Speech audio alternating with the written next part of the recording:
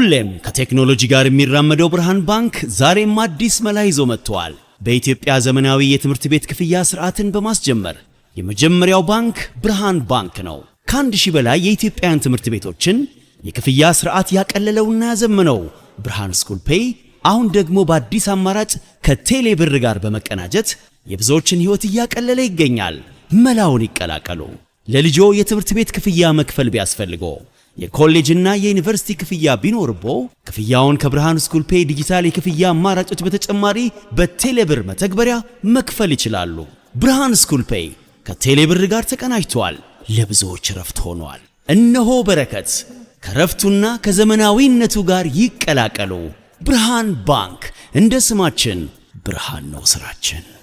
ሌላ ግን አንድ ፕሮግራማችንን ከመጨረሳችን በፊት የዝውውር የተወሰኑ ጉዳዮችን ብናነሳ ደስ ይለኛል። ምክንያቱም አንዳንድ እየሰማናቸው ያሉ የዝውውር ጉዳዮች አሉ። አንደኛው እና በጣም አስገራሚ የሆነው የሳቪኞ ዝውውር ነው። ከማንቸስተር ሲቲ ወደ ቶተንሃም ይዘዋወራል እና በሁለቱ ክለቦች መካከል ስምምነት ላይ ተደርሷል የሚሉ ብዙ ሪፖርቶች እየወጡ ነው። ብዙ ሰዎችን እያነጋገረ ያለው የገንዘቡ ጉዳይ ነው። ዴቪድ ኦርንስቲን የሚባለው የዚ አትሌቲክ ዘጋቢ እንዳለው በጠቅላላ ፓኬጁ 85 ሚሊዮን ፓውንድ ይደርሳል። በደንብ አልሰማችሁኝ እንደሆነ 85 ሚሊዮን ፓውንድ ይደርሳል። ቶተንሃም ለማንቸስተር ሲቲ ዝውውር ለዚህ ተጫዋች ዝውውር ለማንቸስተር ሲቲ የሚከፍለው የዝውውር ገንዘብ ማለት ነው። አሁን ይሄ ከላይ ስናየው የማይታመን ነው። ምክንያቱም 2 የፕሪሚየር ሊግ ጎል ብቻ ነው ያስቆጠረው ወደ ማንቸስተር ሲቲ ከመጣበት ጊዜ ጀምሮ። በ16 የቻምፒየንስ ሊግ ጨዋታዎች 3 የጎል ተሳትፎ ብቻ ነው የነበረው። ጎል ሲደመር አሲስት እና 85 ሚሊዮን ፓውንድ ይከፈልበታል። ጆሮ ጭው የሚያደርግ አይነት ነገር። ለነገሩ ቶተንሃም የዛሬ ዓመትን ይህን ተጫዋች ለማስፈረም ከማንቸስተር ሲቲ ጋር ንግግር ባደረገበት ጊዜ 70 ሚሊዮን ፓውንድ አካባቢ ለመክፈል ፍቃደኛ ነው ተብሎ ሲዘገብ ሰምተናል። ግን አሁን ይሄ ኮንስፓይሬሲ ሊሆን ይችላል። አንዳንድ ሰዎች ምን ይላሉ? ማንቸስተር ሲቲ በትክክል የተጫዋቹ ዋጋ 85 ሚሊዮን ፓውንድ ስለሆነ አይደለም በዚህ ገንዘብ እየሸጠው ያለው ወይም ቶተንሃም እየገዛው ያለው። ምክንያቱም ሌላ ተጫዋችም ወደ ቶተንሃም ሊሄድ ይችላል። ኦማር ማርሙሽ ሁለቱንም ተጫዋቾች ነው ለማስፈረም እየተነጋገረ ያለው። የማርሙሽ ገንዘብ ሲጠቀስ ግን ምንም ጥያቄ የለውም ከሳቪኞ የተሻለ ፕሮፋይል ያለው ተጫዋች ነው። ሳቪኞ በእድሜ የበለጠ ወጣት ተጫዋች ቢሆንም ነገር ግን ማንቸስተር ሲቲ ከአይንትራክት ፍራንክፉርት ኦማር ማርሙሽን ሲገዛ ከወደፊቱ ሽያጩ 15%ን ለመስጠት ተስማምቶ ነው። ስለዚህ እንደ ፓኬጅ ነው ቶተንሃም ሁለቱን ተጫዋቾች እየገዛ ያለው። ግን ለፍራንክፉርት የሚከፍለውን ገንዘብ መጠን ለማሳነስ ለምሳሌ በ50 ሚሊዮን ቢሸጠው 15%ን አይደል የሚሰጠው። ስለዚህ የ50 ሚሊዮንን 15% ነው የሚሸጠው ማለት ነው። 70 ቢሸጠውም የ15%ን ነው የሚሆነው። ግን 70 ሲሆን ለፍራንክፉርት የሚከፈለው ፐርሰንቴጅ ከፍ ይላል። ስለዚህ እንደዚህ አይነት አሬንጅመንት ስላለ ነው ብለው ራሽናላይዝ ለማድረግ የሚሞክሩ ሰዎች አሉ እንጂ እንግዲህ መቼስ እንግዲህ አሁን የተጫዋቾች የዝውውር ገንዘብ ጥሪዎችን እንሰማለን። በዚህኛው ጊዜ ብዙ የ100 ሚሊዮን ፓውንድ ተጫዋቾች ያየንበት የዝውውር ጊዜ ነው። ነገር ግን አይደለም በሲቲ ውስጥ የነበረው ሳቪኞ በጂሮናን ቻምፒየንስ ሊግ ባሳለፈ ቡድን ውስጥ በነበረበት ጊዜም ሳይቀር የ100 ሚሊዮን ዩሮ ተጫዋች አልነበር። 100 ሚሊዮን ዩሮ ነው እንግዲህ ከ100 ሚሊዮን ከወጣባቸው ተጫዋቾች ዝርዝር ውስጥ ተካቷል ማለት ነው። ከዓለማችን ውድ 20 ምናምን ተጫዋቾች አንዱ ይሆናል ማለት ነው። የሆነ ማብራሪያ መኖር አለበት መቼስ። ግን ሲቲን ተጫዋች ለመሸጥ ተቃርቧል። ነገር ግን ማንቸስተር ሲቲ በዚህ ተጫዋች ቦታ ሌላ የሀገሩን ልጅ ከሀገሩ ሊግ የሚያመጣ ይመስላል። ትላንትና የስፔንም ሌሎችም ብዙሃን መገናኛዎች እንደዘገቡት አላን ኤልያስ የሚባለውን የክንፍ ተጫዋች ለማምጣት ንግግር እያደረገ ነው። የሳቪኞ ተተኪ ሊሆን ይችላል እየተባለ ነው። የሳቪኞ እና ምናልባት የኦማር ማርሙሽ ዝውውር ከተጠናቀቀ በኋላ በማንቸስተር ሲቲ ውስጥ የክንፍ ተጫዋች አስፈላጊነት የበለጠ ይጎላል። ሁለቱም በክንፍ ቦታ መጫወት የሚችሉ ስለሆኑ በእርግጥ ማርሙሽ ወደ ሲቲ ከመጣበት ጊዜ ጀምሮ የበለጠ ሴንትራል ተጫዋች ነው የነበረው። የኤርሊንግ ሃላንድ ተጠባባቂ ነው ከሞላ ጎደል የነበረው። በሲቲ በኩል ግን ይህንን ለፓልሜራሽ የሚጫወት የክንፍ ተጫዋች ለማምጣት ንግግር እያደረገ ነው። ብዙ የተጫዋች ተርኖቨር ያለበት ጊዜ ነው። ብዙ የሚወጡ ብዙ የሚመጡ ተጫዋቾች አሉ እንደምታውቁት። በግራ በኩል ጃክ ግሪሊሽ የሚቆይ ይመስላል እንግዲህ በቀጣዩ 10 ቀን የተለየ ነገር ካልተፈጠረ በስተቀር። ስለዚህ እሱን እንደ አዲስ ፈራሚ ልንቆጥረው እንችላለን። ግን ሮድሪ በዚህ ሳምንት ነው ወደ ባርሴሎና ዝውውሩን ያጠናቀቀው። ቲጃኒ ሬንደርስ በዚህ ሳምንት ነው ወደ አልቃድሲያ ወደሚባለው ክለብ ሄደው። ኒኮ ጎንዛሌዝ ወደ ኒውካስል ሊሄድ ይችላል። በተለይ አዲስ አማካይ ማንቸስተር ሲቲ በተቀረው ዝውውር ጊዜ የሚያስፈርም ከሆነ ሲቲን በተመለከተ አዩብ ቡዋዲ ከሊል መምጣቱ አይቀርም እየተባለ ነው እና በቅርብ ጊዜ ደግሞ አትሌቲክን ጨምሮ አዳም ዋርተን የሚባለውን ተጫዋች ከክሪስታል ፓላስ የማስፈረም ፍላጎት አላቸው። በእርግጥ ፓላስ ለፈላጊ ክለቦች በሙሉ ሊቨርፑልም ስሙ ተጠቅሶ ስለነበር በዚህኛው የዝውውር ጊዜ ይህንን ተጫዋች አንሸጠውም የሚል ጥብቅ አቋም ያለው ይመስላል።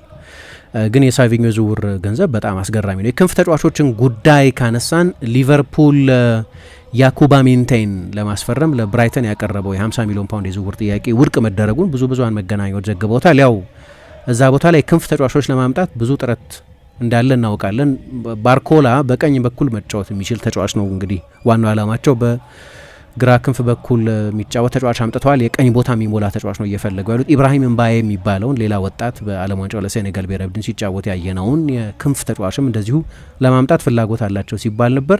እነዚህ ሁለቱም ተጫዋቾች ባለፈው ትሮፊ ደ ሻምፒዮና በሚባለው በየሀገራቱ ሱፐር ካፕ ተብሎ በሚጠራው በእንግሊዝ ኮሚኒቲ ሺልድ ብለው በሚጠሩት ውድድር ላይ ከሎንስ ጋር ጨዋታ ነበረው ፒኤስጂ እና በዚህ ጨዋታ ላይ ሉዊስ ኤንሪኬ አላካተታቸውም ቡድን ውስጥ። ሁለቱም ሊለቁ የሚችሉ ተጫዋቾች ናቸው።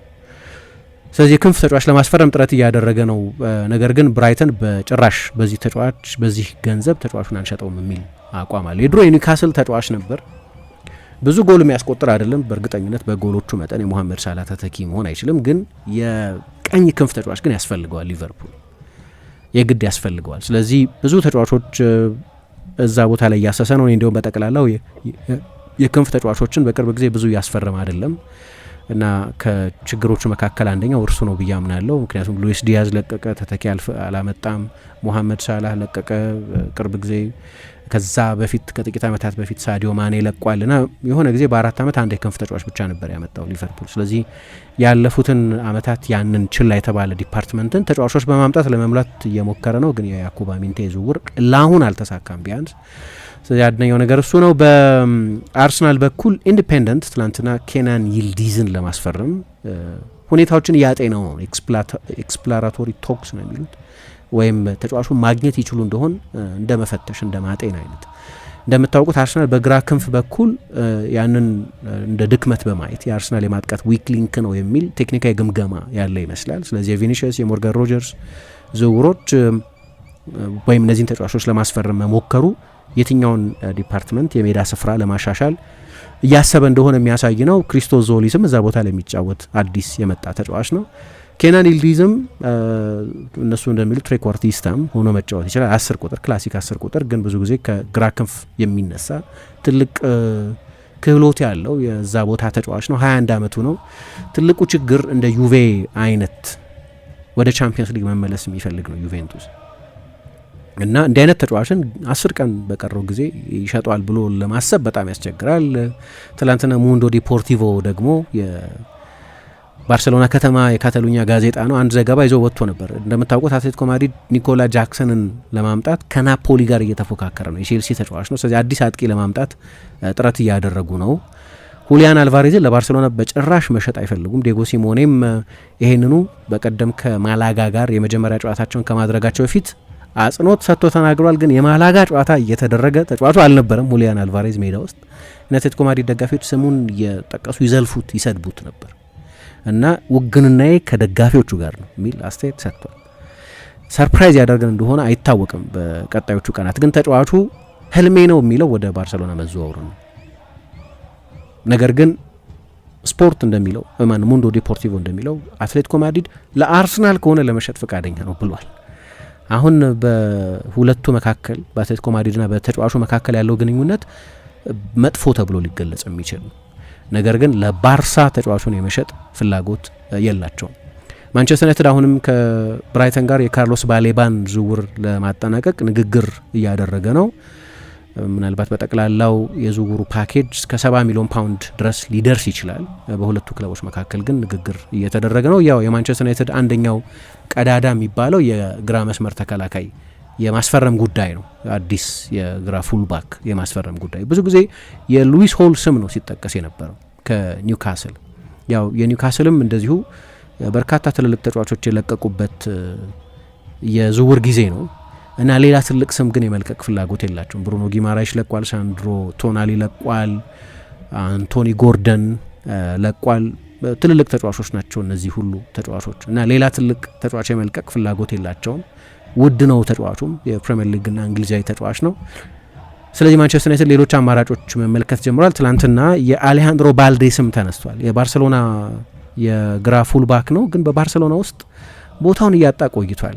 ባለፈው የውድድር ዘመንም የላሊጋ የመጀመሪያ ተመራጭ ተጫዋቻቸው ነበር ለማለት ይቸግራል። አንዴ ጉዳትም አስቸግሮታል። ደግሞ አሁን ለሶስተኛ ጊዜ ጆ ካንሴሎ የባርሴሎና ተጫዋች ሆኗል። አሁን እንኳ የምር ነው። በተቀደሙት ጊዜያት ከሲቲ በውሰት ነበር፣ ከዛ በኋላ ከሳውዲ በውሰት ነበር ወደዛ ሄዶ ሲጫወት የነበረው የአልሂላል ተጫዋች ነበር። አሁን ግን ከአልሂላል ጋር ያለውን ኮንትራት ከቀደደ በኋላ በቋሚ ዝውውር እስከ 2029 ድረስ በሚያቆይ ኮንትራት አዲሱ የባርሴሎና ተጫዋች ሆኗል። በሁለቱም የመስመር ተከላካይነት ስፍራ መጫወት የሚችል ተጫዋች ነው። ግን በቀኝ በኩል ዡል ኩንዴ ስላላቸው በአብዛኛው የግራ ፉልባክ አድርገው ይጠቀሙበታል ተብሎ ነው የሚጠበቀው። የመሀል ተከላካይ ሆኖ የሚጫወተው ጄራርድ ማርቲን እዛ ቦታ ላይ መጫወት የሚችል ተጫዋች ነው። ስለዚህ በባርሴሎና ውስጥ በጣም ትልቅ ተስፋ የነበረው የላማሲያ ውጤት የሆነ ተጫዋች ቢሆንም በበቂ መጠን የመሰለፍ እድል እያገኘ አልነበረም እና በዚህ የተነሳ ምናልባት ባርሴሎና መሸጡን በተመለከተ ሊያጤነው ይችላል። ወኪሉ ጆርጅ ሜንዴዝ ነው። ስለዚህ ማንቸስተር ዩናይትድ ተጫዋቹን ማግኘት የሚቻልበት እድል ካለ እየተነጋገረ ነው የሚሉ ዘገባዎች ተመልክተናል። ባርሴሎና ቅድም እንዳነሳሁት የጆ ካንሴሎን ዝውውር አጠናቋል። በቅርብ ቀናት ሁለት የቀድሞ የሲቲ ተጫዋቾችን ማለት ነው አብረው ተጫውተዋል በሲቲ እንደምታውቁት።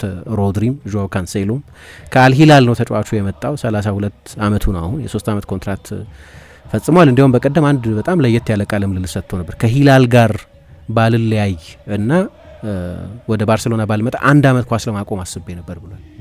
ለባርሳ ካልሆነ በስተቀር ለሌላ ክለብ የመጫወት ፍላጎት አልነበረኝም የሚል አቋም አንጸባርቋል። በሲቲ በኩል በሊቨርፑል በኩል ቅድም ስለ ክንፍ ተጫዋቾች አነሳ ነበር። የዚህ የአዳም ዋርተን ጉዳይ ዴይሊ ሚረር እንደሚለው ከርትስ ጆንስን ለኢንተር ሸጧል ሊቨርፑል። እሱም እያለ ጭምር ተጨማሪ አማካይ ያስፈልገው ነበር ለነገሩ የሊቨርፑል ብዙ ደጋፊዎች ባለፈውም የዝውውር ጊዜ ተጨማሪ አማካይ ሊቨርፑል ማስፈረም ነበረበት የሚል አስተያየት የሚሰጥበት ነው፣ ከ1 ዓመት በፊትም ጭምር ማለት ነው። እና አሁን ደግሞ ከርትስ ጆንስ ለቀቀ ማለት የአማካይ ክፍሉ ጥልቀት የበለጠ ሳሳ ማለት ነው። ስለዚህ ዋርተንን ለማስፈረም ፍላጎት ያለው ማንቸስተር ሲቲ ብቻ ሳይሆን ሊቨርፑልም ነው የሚል ዘገባን ዴይሊ ሚረር ይዞ ወጥቷል። ከዛ ውጪ ግን የግራ መስመር ተከላካይ ማንቸስተር ዩናይትድን ጉዳይ በተመለከተ አንድ ቲም ቶክ የሚባል ብዙሃን መገናኛ የራሲንግ ሳንታንዴር የቀኝ መስመር ተከላካይ የሆነውን ሆርሄ ሳሊናስ የሚባለውንም ተጫዋች እንዲሁ ዩናይትድ በአማራጭነት እየተመለከተ ነው። ወይም የአርቢ ላይፕዚሹን ዳቪድ ራውም እንዲህ አይነት ስሞች ተጠቅሰዋል።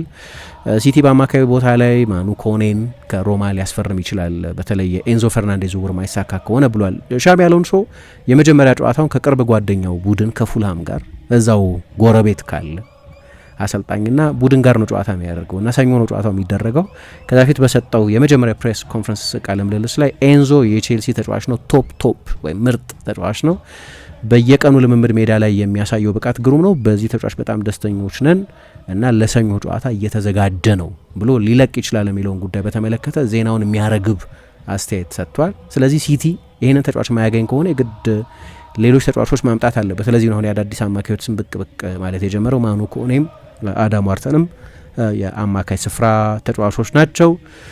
በአርሰናል በኩል ሚኬል አርቴታ 2 የዝውውር ጉዳዮችን በተመለከተ ማስተባበያ ሰጥቷል። ትላንትና በነበረው ፕሬስ ኮንፈረንስ ላይ ከኮቨንትሪ ሲቲ ጨዋታ በፊት በነበረው ፕሬስ ኮንፈረንስ ላይ በቅርብ ጊዜ የማይልስ ሉዊስ ስኬሊም ስም የማርቲን ዙቢሜንዲም ስም ሊለቁ ይችላሉ በሚል ስማቸው ሲነሳ ነበር። እንደውም ሉዊስ ስኬሊ ለቼልሲም ለማንቸስተር ዩናይትድም ኦፈር ተደርጓል፣ ትገዙታላችሁ ወይ ተብሎ ክለቦቹ ተጠይቀዋል የሚል መረጃ ወጥቶ ነበር። ግን ሚኬል አርቴታ ሁለቱንም ተጫዋቾች በአርሰናል እንደሚቆዩ አረጋግጧል። ዙቢሜንዲ ባለፈው የውድድር ዘመን ዋንጫ ለመውሰዳችን በጣም ወሳኝ ተጫዋች ነበር፣ በመጨረሻዎቹ ሳምንታት ቢሆን ዋንጫውን የወሰድ ነው፣ እዛ ቦታ ያደረሰን ግን እርሱ ነው ብሏል። ማይልስ ሉዊስ ስኬሊን በተመለከተ 100% ይቆያል የሚል ማረጋገጫ ሰጥቷል። ስለዚህ ሁለቱ ተጫዋቾች የመቆየታቸው ጉዳይ በአሰልጣኙ ማረጋገጫ የተሰጠበት ጉዳይ ሆኗል። ቤንዜማ በአልሂላል ቆያለሁ ብሏል። አሁን ከአሰልጣኙ ጋር ተጣልቶ ምለቅ ከሆነማ 143 ሚሊዮን ዩሮን ፊት ለፊት የቁጭ አድርጉ ብሎ ነበር። ውሌን የምታቋረጡት እናንተ ስለሆናችሁ፣ ግን አሁን በክለቡ እንደሚቆይ ራሱ ተናግሯል። እንግዲህ ተጨማሪ ጥፋት የማይገጥመው ከሆነ ሮናልዲኞ የምር እንደሆነ አላውቅም፣ የፒአር ይመስላል የበለጠ ግን ወደ እግር ኳስ ተመልሷል። ትላንትና ፕሬስ ኮንፈረንስ ተሰጥቷል። ራቬና የምትባል በአቅራቢያ ባሉ የባህር ዳርቻዎቿ የምትታወቅ ውብ አካባቢ ነች። ለዚህ ክለብ ፈርሟል። ግን እንዳልኩት የበለጠ የፒአር ጉዳይ ይመስላል። የክለቡ ባለቤቶች ጓደኞቼ ስለሆኑ ብሏል። እነሱ ደግሞ 300ኛ ጎሉን ማስቆጠር አለበት እና ያንን እውን ለማድረግ ነው ተጫዋቹን ያስፈረም ነው ብለዋል። እንግዲህ ሮናልዲኞ ሲመለስ ልናይ እንችላለን። ግን የበለጠ የፒአር ጉዳይ ይመስላል። ፉትቦል ካፌ የዛሬው ዝግጅታችንን ይመስል ነበር። ፕሪሚየር ሊግ እና ሌሎች ሊጎች ተመልሰዋል። ተዝናኑ። ሰኞ እናገኛችኋለን። ቻው። ሁሌም ከቴክኖሎጂ ጋር የሚራመደው ብርሃን ባንክ ዛሬም አዲስ መላ ይዞ መጥቷል። በኢትዮጵያ ዘመናዊ የትምህርት ቤት ክፍያ ስርዓትን በማስጀመር የመጀመሪያው ባንክ ብርሃን ባንክ ነው። ከ1000 በላይ የኢትዮጵያውያን ትምህርት ቤቶችን የክፍያ ስርዓት ያቀለለውና ያዘመነው ብርሃን ስኩል ፔይ አሁን ደግሞ በአዲስ አማራጭ ከቴሌ ብር ጋር በመቀናጀት የብዙዎችን ሕይወት እያቀለለ ይገኛል። መላውን ይቀላቀሉ። ለልጆ የትምህርት ቤት ክፍያ መክፈል ቢያስፈልጎ የኮሌጅና የዩኒቨርሲቲ ክፍያ ቢኖርቦ ክፍያውን ከብርሃን ስኩል ፔይ ዲጂታል የክፍያ አማራጮች በተጨማሪ በቴሌብር መተግበሪያ መክፈል ይችላሉ። ብርሃን ስኩል ፔይ ከቴሌብር ጋር ተቀናጅቷል። ለብዙዎች ረፍት ሆኗል። እነሆ በረከት ከረፍቱና ከዘመናዊነቱ ጋር ይቀላቀሉ። ብርሃን ባንክ እንደ ስማችን ብርሃን ነው ስራችን።